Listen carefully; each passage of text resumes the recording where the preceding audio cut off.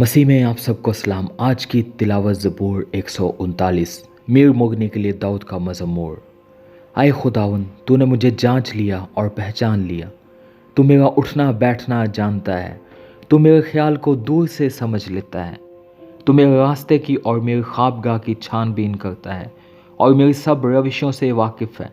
देख, मेरी ज़ुबान पर कोई ऐसी बात नहीं जिसे तू आए खुदावन पूरे तौर पर ना जानता हो। तूने मुझे आगे पीछे से घेर रखा है और तेरा हाथ मुझ पर है।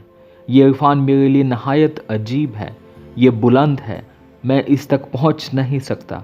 मैं तेरी रूह से बचकर कहाँ जाऊं या तेरी हजूरी से किधर भागूं? अगर आसमान पर चढ़ जाऊं तो तू वहाँ है। अगर मैं पाताल में बिस्तर बिछाऊं तो देख, तू वहाँ भी है। अगर मैं सुबह के पर लगाकर समंदर की इंतहा में जा बसूं तो वहाँ भी तेरा हाथ मेरी रहनुमाई करेगा और तेरा दाहिना हाथ मुझे संभालेगा। अगर मैं कहूँ कि यकीनन तारीकी मुझे छुपा लेगी और मेरी चारों तरफ का उजाला रात बन जाएगा, तो अंधेरा भी तुझसे छुपा नहीं सकता, बल्कि रात भी दिन की मानिंद रोशन है। अंधेरा और उजाला दोनों यकसा हैं, क्योंकि मेरे दिल को तू ही ने बनाया है।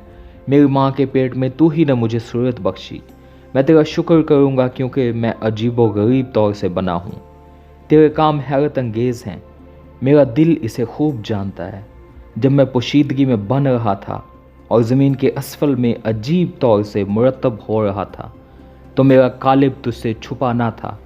तेरी आँखों ने मेरे बेतरतीब मादे को देखा, और जो अय्याम मेरे लिए मुकर्रर थे वो सब तेरी किताब में लिखे थे, जबकि एक भी वजूद में ना आया था। ऐ खुदा, तेरे ख्याल मेरे लिए कैसे बेशबहा हैं, उनका मजमुआ कैसा बड़ा है। अगर मैं उनको गिनूं तो वो शुमार में रेत से भी ज़्यादा हैं।